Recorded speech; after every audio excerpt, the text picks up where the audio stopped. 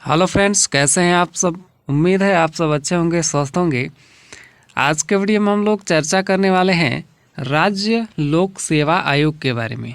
ठीक है, जो स्टेट पब्लिक सर्विस कमीशन है और जो एक यूनियन पब्लिक सर्विस कमीशन होता है और एक स्टेट पब्लिक सर्विस कमीशन होता है जिसको पीसीएस बोला जाता है। ठीक है, तो इसके बारे में हम लोग चर्चा करने वाले हैं कि राज्य लोक सेवा आयोग जो है उसका क्या काम होता है, उसमें नियुक्ति कौन करता है उसकी, और पदावधि कितनी होती है, और उसकी क्या क्या जो सेवाएं होती हैं, वेतन कितना मिलता है उन सब में। ठीक है, इस आयोग में जो लोग काम करते हैं उनको निष्कासन कैसे होता है उनका, और जो राज्य लोक सेवा आयोग है जो पीएससी है उसका आयोग का क्या कार्य है। ठीक है, ये बहुत इम्पोर्टेंट है कि उसका क्या कार्य है। इसके बाद हम लोग चर्चा करेंगे राज्य लोक सेवा आयोग की क्या क्या सीमाएं हैं, इसके बारे में भी हम लोग चर्चा करने वाले हैं। तो वीडियो में बने रहिएगा लास्ट तक और वीडियो को शुरू करेंगे। बहुत ही इंटरेस्टिंग वीडियो होने वाला है। चलिए हम लोग शुरू करते हैं और अच्छे से समझने का प्रयास कीजिएगा। चलिए शुरू करते हैं। यहाँ पर देखिए, जो यूपीएससी होता है यानी जो यूनियन पब्लिक सर्विस कमीशन, जिसको बोला जाता है केंद्र लोक सेवा आयोग। ठीक है, तो यूपीएससी की तरह ही राज्यों में भी एक सेवा आयोग की जो है सेवा आयोग का स्थापना किया गया है जो कि राज्य के भीतर परीक्षाओं का आयोजन करवाती है।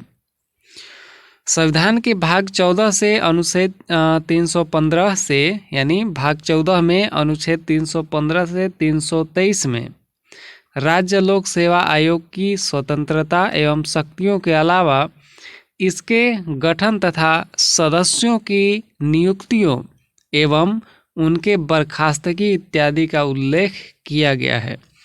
जो राज्य लोक सेवा आयोग है उसके बारे में जो है संविधान के अनुच्छेद जो भाग 14 है, ठीक है, भाग 14 में अनुच्छेद 315 से 323 में राज्य लोक सेवा आयोग के बारे में चर्चा की गई है। ठीक है, कि उसको किस तरह से काम करना है, नियुक्ति कैसे होगा, उनको बर्खास्त कैसे किया जाएगा।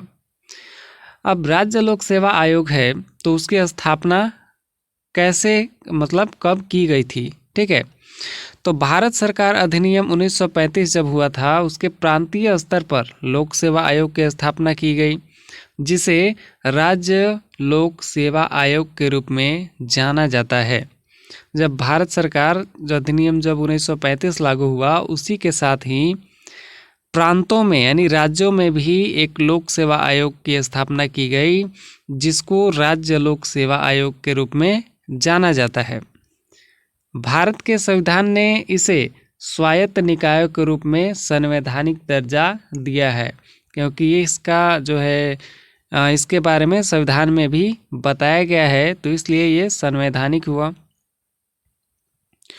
अब राज्य लोक सेवा आयोग जो होता है उसमें जो अधिकारी वगैरह होते हैं उनकी नियुक्ति कैसे होती है। ठीक है, तो देखिए राज्य लोक सेवा आयोग में सबसे पहले तो एक अध्यक्ष होते हैं जो कि हेड होते हैं। ठीक है, उसके बाद अन्य सदस्य होते हैं। अब एक अध्यक्ष होंगे, उसके बाद अन्य सदस्य होंगे। अब कितने सदस्य होंगे राज्य लोक सेवा आयोग में ये संविधान में नहीं बताया गया है। ठीक है, और यह जो है निर्धारित भी राष्ट्रपति के द्वारा किया जाता है कि कितने सदस्य होंगे यहाँ पर, क्योंकि इसके बारे में संविधान में कुछ बताया नहीं गया है कि यहाँ पर जो है राज्य लोक सेवा आयोग में इतने लोगों की नियुक्ति की जानी चाहिए। तो अध्यक्ष जो हैं और इनके सदस्य हैं उनकी नियुक्ति राज्यपाल के द्वारा किया जाता है। ठीक है, राज्यपाल के द्वारा किया जाता है। जिस राज्य में राज्य लोक सेवा आयोग है उसी राज्य के राज्यपाल के द्वारा इनके अध्यक्ष और सदस्यों की नियुक्ति की जाती है। संविधान में आयोग की संख्या का उल्लेख नहीं है, यह राज्यपाल विवेक पर छोड़ा गया है। राज्यपाल जितना चाहे उतना लोगों को जो है राज्य लोक सेवा आयोग में रख सकते हैं। साथ ही संविधान में उनकी योग्यता का उल्लेख भी नहीं है, मतलब संविधान में यह भी नहीं बताया गया है कि कितनी योग्यता चाहिए राज्य लोक सेवा आयोग में कार्य करने के लिए। ठीक है, तो ये सभी एक मतलब निर्धारित किया गया है कि जो है वह व्यक्ति कम से कम, ठीक है, भारत में या किसी भी राज्य सरकार में कम से कम 10 वर्ष का काम किया हुआ हो, ठीक है, तब उसकी नियुक्ति राज्य लोक सेवा आयोग में की जाएगी। तो राज्य लोक सेवा आयोग में नियुक्ति के लिए कम से कम जो है 10 वर्ष का कार्य करना आवश्यक है। यह मतलब राज्यपाल के द्वारा एक सामान्य निर्धारित किया गया है, क्योंकि संविधान में तो इसके बारे में कुछ भी बताया नहीं गया है कि जैसे 12वीं पास होना चाहिए, चाहे BA पास होना चाहिए, ऐसा कुछ भी नहीं बताया गया है। तो ये तो नियुक्ति हो गई राज्यपाल के द्वारा। अब नियुक्ति हुई तो उसका जो है पदावधि कितना होगा, मतलब कितने साल तक वो काम कर सकते हैं, ठीक है, उसके बारे में हम लोग देखते हैं। यहाँ देखिए, जो आयोग के अध्यक्ष हैं, ठीक है, एवं इसके सदस्य पद ग्रहण करने की तारीख से कम 6 वर्ष और अधिक से अधिक 62 वर्ष की आयु तक अपना पद धारण कर सकते हैं, ठीक है। वह कभी भी राज्यपाल को त्यागपत्र देकर पद मुक्त हो सकते हैं। मतलब जो आयोग का अध्यक्ष हैं या जो सदस्य होंगे वो कम से कम 6 वर्ष और अधिक से अधिक 62 वर्ष की आयु तक कार्य कर सकते हैं इस आयोग में, और 6 से 62 वर्ष के बीच में कभी भी वो जो है अपना त्यागपत्र दे सकते हैं। अब ये तो समझ गए कि त्यागपत्र कब तक दे सकते हैं, कितना कार्य करेंगे। इसके बाद चलिए कि इनको सेवाएं क्या क्या दी जाती हैं और क्या शर्तें होती हैं, और इनको वेतन कितना दिया जाता है, किसके द्वारा वेतन दिया जाता है। देखिए, राज्य लोक सेवा आयोग के सदस्यों की संख्या और उनकी सेवा शर्तों का निर्धारण राज्यपाल के द्वारा किया जाता है। आयोग की सेवा शर्तों में उनकी नियुक्ति के बाद कोई अलाभकारी परिवर्तन नहीं किया जा सकता है। यानी एक बार जब नियुक्ति करते समय जो भी शर्तें लागू हो गई हैं, जो भी वेतन देने का जो है शर्तें की गई हैं, नियुक्ति होने के बाद उसको फिर कभी भी बदला नहीं जा सकता है, ठीक है। मतलब नियुक्ति करते समय बोला गया कि आपको 50,000 का वेतन मिलेगा, ठीक है। तो इस तरह से उसमें आगे चल के कभी भी बदलाव नहीं किया जा सकता है। अब हम लोग निष्कासन के बारे में पढ़ते हैं कि क्या उनको जो है पद से हटा भी दिया जा सकता है। यानी कोई उनको पद से, आयोग के अध्यक्ष को या किसी भी सदस्य को पद से हटाया भी जा सकता है। तो सदस्यों की नियुक्ति तो भले ही राज्यपाल कर देते हैं, लेकिन उन्हें केवल राष्ट्रपति के द्वारा ही हटाया जा सकता है। यानी राष्ट्रपति चाहे तो उनको हटा सकते हैं, पद से हटा सकते हैं आयोग के अध्यक्ष को या उसके सदस्यों को। अब राष्ट्रपति जो है उसके आधार पर हटा सकते हैं जिन आधार पर यूपीएससी के अध्यक्ष एवं सदस्यों को हटाया जाता है। अतः उन्हें निम्न आधारों पर काटा जाता है, यानी हटाया जाता है।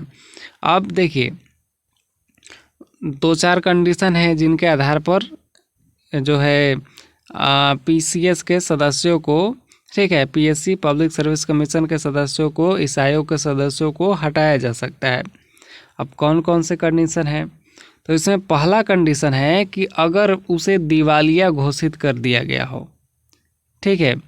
और दूसरा कंडीशन है कि अपनी पदावधि के दौरान अपने पद के कर्तव्य से बाहर किसी का वेतन नियोजन में लगा हो। मतलब कोई जो है उसका सदस्य है राज्य लोक सेवा आयोग का, वो यहाँ पर तो काम कर ही रहा है आयोग में, और साथ ही साथ कहीं और भी जो है प्राइवेट में काम कर रहा है, ठीक है। तो उसको इस परिस्थिति में जो है राष्ट्रपति उसको पदमुक्त कर सकते हैं, ठीक है। यानी उसको जो है आयोग से निकाल सकते हैं।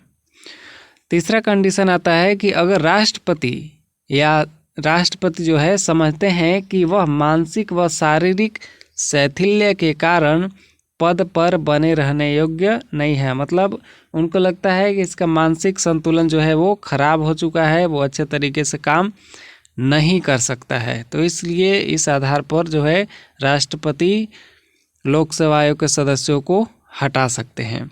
ठीक है, अब देखिए यहाँ तक तो समझ गए। अब हम लोग आगे जानते हैं कि राज्य लोक सेवा आयोग के क्या काम होते हैं। ठीक है, इसके सदस्य जो इतना नियुक्त किए जाते हैं उनका काम क्या होता है। तो राज्य लोक सेवा आयोग है वो राज्य सेवाओं के लिए वही काम करता है जो यूपीएससी केंद्रीय सेवाओं के लिए करता है। यूपीएससी क्या करता है, परीक्षाओं को कंडक्ट करवाता है। ठीक है, जितने भी केंद्र लेवल की जो परीक्षाएं हैं, सेंट्रल लेवल की जो परीक्षाएं होती हैं, उन परीक्षाओं को वो अच्छे तरीके से करवाता है। तो उसी तरह जो है राज्य लोक सेवा आयोग भी राज्य के भीतर जो स्टेट लेवल के एग्ज़ाम होते हैं उनको कंडक्ट करवाता है। ठीक है, उनको अच्छे तरीके से परीक्षा को करवाता है। अब देखिए इनके क्या कार्य होते हैं। तो राज्य सेवाओं में नियुक्ति के लिए परीक्षाओं का आयोजन करता है। ठीक है, जैसे जेपीएससी हो गया, ठीक है, झारखंड पब्लिक सर्विस कमीशन, तो ये बहुत सारे परीक्षाओं को कंडक्ट करवाता है। अब दूसरा है राज्य सरकार के अधीन काम के दौरान किसी व्यक्ति को हुई हानि को लेकर पेंशन का दावा करना और पेंशन की राशि का दावा करना। तो जो राज्य सरकार का अधीन जो काम कर रहा है कोई भी, उसको अगर पेंशन नहीं मिला है या पेंशन कम मिला है तो अगर वो कंप्लेन करता है तो राज्य लोक सेवा आयोग उसकी जिम्मेदारी लेता है। अगला काम है कि अपने कर्तव्यों को निष्पादन के लिए उसके विरुद्ध विधिक कार्रवाई की प्रतिरक्षा में उसके द्वारा खर्च की अदायगी का दावा करना। अब मान लीजिए कोई अधिकारी है, ठीक है, जो कि जिसको जेपीएससी के द्वारा या पब्लिक सर्विस कमीशन के द्वारा उसको सिलेक्शन उसका हुआ है, तो अगर उस पर कोई जो है गलत तरीके से आरोप लगाता है और वो अधिकारी जो है उस आरोप को हटाने के लिए, ठीक है, बहुत भाग दौड़ करता है और उसके कुछ पैसे भी खर्च हो जाते हैं, तो उस पैसे को लेने के लिए जो है और वह अधिकारी जो है राज्य लोक सेवा आयोग से अपनी पैसों की मांग कर सकता है। अब देखिए अगला कार्य क्या है, सिविल सेवा और सिविल सेवा और सिविल से पदों के लिए भर्ती की पद्धतियों से संबंधित सभी विषय पर परामर्श देना। जो सिविल सेवा में जो पद होते हैं, ठीक है, वो पदों से संबंधित जितने भी विषय वगैरह हैं, ठीक है, किस विषय से एग्ज़ाम लिया जाएगा और किस विषय को पढ़ना है इस परीक्षा को देने के लिए, वो सभी का परामर्श देता है राज्य लोक सेवा आयोग। ऐसा नहीं है कि वो बताएगा ही नहीं कि किस सब्जेक्ट से जो है एग्ज़ाम लेगा और पता चला कि जो है बहुत सारे सब्जेक्ट से एग्ज़ाम लिया, बताया भी नहीं। आप देखिए अगला कार्य क्या होता है, सिविल सेवाओं और पदों पर नियुक्ति करने में तथा सेवा प्रोन्नति व एक सेवा से दूसरी सेवा में तबादले के लिए अनुसरण किए जाने वाले सिद्धांत के संबंध में परामर्श देना। अब मान लीजिए कोई अधिकारी है जो सिविल सर्विसेज में है, ठीक है, वो एक विभाग से किसी दूसरे विभाग में जाना चाहता है, तो उसके संबंध में राज्य लोक सेवा आयोग से जो है परामर्श देगा कि हाँ ये ऐसा अगर हो सकता है, अगर आप करना चाहते हैं तो कर सकते हैं। ठीक है, अब देखिए अगला कार्य है सिविल सेवाओं और पदों पर स्थानांतरण करने में प्रोन्नति या एक सेवा से दूसरे सेवा में तबादला तथा या प्रतिनियुक्ति के लिए अभ्यर्थियों की उपयुक्तता पर संबंधित विभाग प्रोन्नति की अनुशंसा करता है और राज्य लोक सेवा आयोग से अनुमोदित करने का आग्रह करता है। यही है इसका काम, जो कि मतलब सिविल सेवा में जो लगे हुए रहते हैं, ठीक है, उनको अगर दूसरे किसी सेवा में जाना है, मतलब वही लेवल के किसी दूसरे सेवा में जाना है, तो लोक सेवा आयोग जो है उसको परामर्श दे सकता है। अब राज्य लोक सेवा आयोग की कुछ सीमाएं भी होती हैं, कुछ प्रतिबंध भी होते हैं। ठीक है, कौन कौन से प्रतिबंध होते हैं ये समझिए। तो पिछड़ी जातियों की नियुक्तियों या पदों के आरक्षण के मामले पर। दूसरा है सेवा व पदों पर नियुक्ति के लिए SC ST के दावों को ध्यान में रखने के मसले पर। अब देखिए, राज्य लोक सेवा आयोग है वो ये निर्धारित नहीं कर सकता है कि मतलब कितने, जैसे देखिए पिछड़ी जाति के लोग हैं या SC ST के लोग हैं, उनको आरक्षण देना है, तो आरक्षण उनको देना है, तो आरक्षण के मामले पर वो जो है जो पब्लिक सर्विस कमीशन है वो जो है अपना निर्णय वहाँ पर नहीं रख सकता है। ठीक है, उनको आरक्षण देना है तो देना ही है। ठीक है, तो SC ST के आरक्षण को कोई मतलब जो है वो छीन नहीं सकता है राज्य लोक सेवा आयोग, और पिछड़ी जाति के आरक्षण में भी जो है उसको मतलब हटा नहीं सकता है, उसको आरक्षण देना ही देना है। अब चलिए, राज्यपाल जो हैं SP SC के दायरे से किसी पद, सेवा या विषय को हटा सकता है।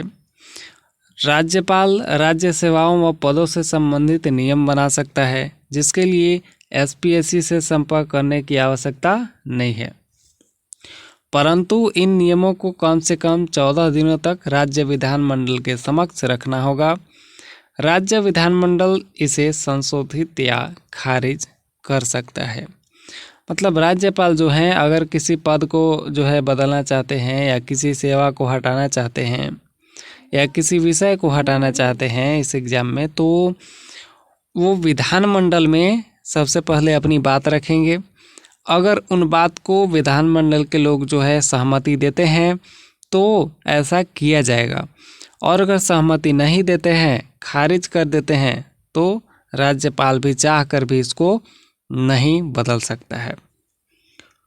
तो आप यहाँ तक समझ गए कि जो है राज्य लोक सेवा आयोग की क्या सीमाएं हैं और क्या कार्य होते हैं, नियुक्ति कैसे होती है, वेतन कितना मिलता है। ठीक है, तो बहुत ही इम्पोर्टेंट ये था, क्योंकि अगर आप JPSC जो है पब्लिक सर्विस कमीशन का एग्ज़ाम दे रहे हैं तो आपके लिए जानना बहुत ही ज़रूरी हो जाता है। तो चलिए अब हम लोग वीडियो को लास्ट करते हैं, और वीडियो अगर अच्छा लगा हो तो लाइक ज़रूर कर लीजिएगा, चैनल पर नए हैं तो सब्सक्राइब ज़रूर कर लीजिएगा। मिलते हैं अगले वीडियो में, तब तक के लिए धन्यवाद। जय हिंद।